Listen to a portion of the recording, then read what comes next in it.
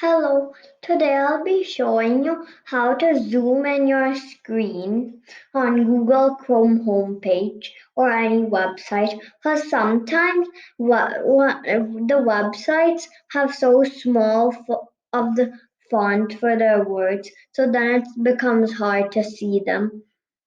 So first you click on this three dotted button, then here is zoom.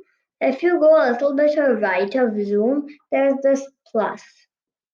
You can make it bigger by tapping on the plus, how much ever you want, or and you can also make it smaller by pressing the minus button.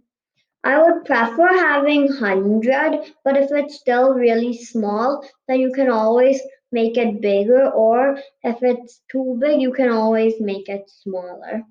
And subscribe to our channel. Let's have fun on AA